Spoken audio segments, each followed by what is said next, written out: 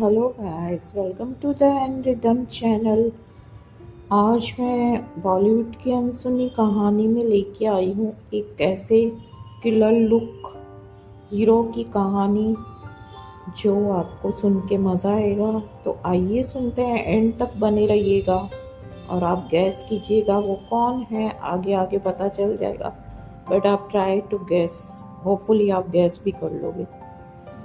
तो आइए सुनते हैं। सुपरस्टार का बाप किलर लुक लेकर बनने आया हीरो, बचपन में खो दिए माँ बाप, लिखा बॉलीवुड का सुनहरा इतिहास। आइए सुनते हैं। किलर लुक वाला शख्स, आंखों में एक सपना और कंधों पर हार का बोझ रखने वाला वो शख्स जो बहुत जल्द अनाथ हो गया।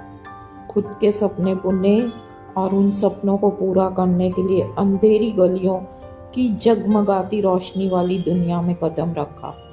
छोटे रोल मिले और लेकिन फ्लॉप रहा। जीवन अंधकारमय लग रहा था, लेकिन नियति ने तो कुछ और बड़ा तय किया था। जानते हैं ये कहानी किस सुपरस्टार के पिता की है। आज बॉलीवुड के सलमान खान का नाम से जाने जाते हैं शहंशाह, जिनकी कीमत करीब 2900 करोड़ रुपए बताई जाती है। लेकिन इस सफलता की बुनियाद में उनके पिता सलीम खान का वो संघर्ष और दर्द छिपा है, जिसने न सिर्फ एक परिवार बल्कि हिंदी सिनेमा की तकदीर बदल दी। एक ऐसा सफर जो अफगानिस्तान की पहाड़ियों से शुरू होकर मुंबई की फिल्मी दुनिया तक पहुंचा। लेकिन उससे पहले जिंदगी ने उन्हें ऐसी करारी चोट दी जिसके निशान आज, जब उस सुपरस्टार करोड़ों दिलों पर राज करते हैं, तो उनके पीछे खड़े उनके पिता का वो सफ़र याद आता है, जो 55 रुपीज़ के किराए से शुरू होकर करोड़ों के साम्राज्य तक पहुंचा। सलीम खान की कहानी सिर्फ एक पिता की नहीं, बल्कि उस जमीन की कहानी है जिस पर महल खड़े होते हैं। यह उस आत्मविश्वास की कहानी है जो विफलताओं से पैदा होते हैं, और यह उस विरासत की कहानी है जो नाम और शौहरत से कहीं ऊपर संघर्ष, संयम और साहस के मूल्यों में निहित है। सलीम खान का असली नाम सलीम अब्दुल रशीद खान है। उनके परदादा अनवर खान अफगानिस्तान से भारत आए थे, जहां वह ब्रिटिश इंडियन आर्मी की घुड़सवार सेना कैवलरी में भोपाल रियासत की सेवा में थे। परिवार बाद में इंदौर में बस गया। सलीम का बचपन हालांकि बेहद दर्दनाक रहा। एक इंटरव्यू में उन्होंने गांव कनेक्शन को बताया था, मेरी माँ टीबी हो गया था, वो अलग कमरे में रहती थी। एक दिन मैं गार्डन में खेल रहा था, उन्होंने दूर से मुझे देखा और आवाज़ लगाई, लेकिन अपने पास नहीं आने दिया, इस डर से कि कहीं मुझे बीमारी न लग जाए। और उसके अगले ही साल वो चली गई। माँ के जाने के ठीक एक साल बाद पिता का भी देहांत हो गया। 10 साल की उम्र में अनाथ हो चुके सलीम ने बाद में कहा, इन दुखों ने मुझे इतना मजबूत बना दिया कि मैं अपने बच्चों को कभी अकेलापन महसूस नहीं होने दिया। इंदौर में अच्छे खासे संपन्न घर से थे, लेकिन सलीम ने एक पैसा लिए बिना मुंबई का रुख किया। डॉक्यूमेंट्री एंग्री यंग मैन में उन्होंने बताया, वे मरीन ड्राइव के एक गेस्ट हाउस में 55 रुपीज़ महीने के हिसाब से आधा कमरा किराए पर लेते थे। उनका सपना था कि एक दिन पूरा कमरा 110 रुपए का किराए पर ले सकें। गुजारे के लिए उन्होंने कपड़ों से लेकर सिगरेट तक के विज्ञापनों में मॉडलिंग की। उसी दौरान उनकी मुलाकात सलमा खान यानी कि सुशीला चरक से हुई, जो महिम में पास की इमारत में रहती थी। नज़रों से शुरू हुआ यह रिश्ता शाम की सैर तक पहुंचा और आखिरकार 1964 में परिवार के दबाव के बावजूद दोनों ने निकाह कर लिया। शादी के एक साल के बाद 1965 में सलमान खान, 1967 में अरबाज खान और फिर सोहेल खान और अलविरा खान का जन्म हुआ। सलीम खान ने फिल्मों में एंट्री प्रिंस सलीम नाम से की। 1960 में फिल्म बारात से उन्होंने डेब्यू किया, जिसके लिए उन्हें महीने के 400 रुपये मिलते थे, लेकिन फिल्म फ्लॉप रही। उसके बाद तीसरी मंजिल, सरहदी लुटेरा, दीवाना जैसी करीब 2 दर्जन फिल्मों में छोटे मोटे रोल किए। कई फिल्मों में तो क्रेडिट में नाम भी नहीं आया। बाद में खुद सलीम ने कहा, मुझ में स्क्रीन पर वो प्रोजेक्शन नहीं था जो एक एक्टर में होना चाहिए। मैं किरदार दूसरों को अच्छे से समझा सकता था, खुद निभा नहीं पाता था।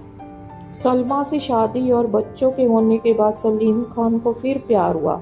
उनकी हेलन से लव स्टोरी 70 के दशक में फिल्म काबली खान के सेट पर हुई, जहां सलीम ने आर्थिक तंगी झेल रही तलाकशुदा हेलन की मदद की। हेलन ने 1957 में प्रेम नारायण अरोड़ा से शादी की थी, जो 1974 में टूट गई। अफवाहों और बदनामी से बचने के लिए सलीम ने 1981 में हेलन से दूसरी शादी कर ली। सलमा और उनके बच्चे इस शादी से खुश नहीं थे, फिर भी सलीम अडिग रहे। लेकिन समय के साथ परिवार ने सलीम को समझा और हेलन को अपना लिया। हेलन ने फिर अर्पिता को गोद लिया। एक्टिंग छोड़कर उन्होंने पटकथा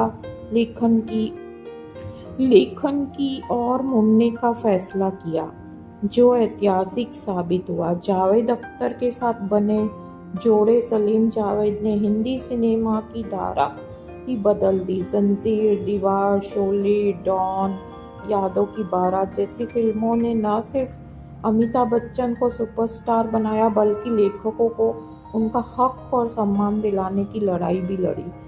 सलीम खान के संघर्ष और दृढ़ संकल्प ने जिस बीज को बोया, आज वो विशाल वृक्ष बन चुका है।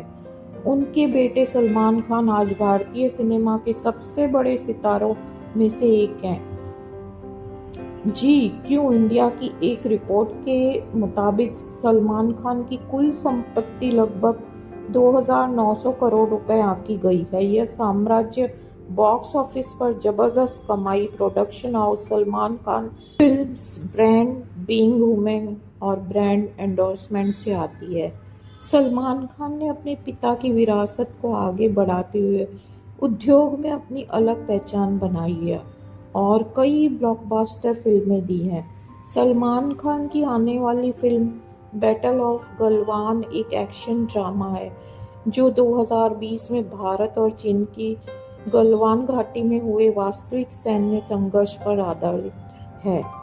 यह फिल्म अपूर्वा लखिया द्वारा निर्देशित है और इसमें चित्रांगना सिंह, अभिलाष चौधरी, आनकुर भाटिया सहित कई कलाकार प्रमुख भूमिका में हैं। सलमान खान की यह फिल्म सेना की बहादुरी और देशभक्ति की कहानी बड़े पर्दे पर जीवंत करेगी।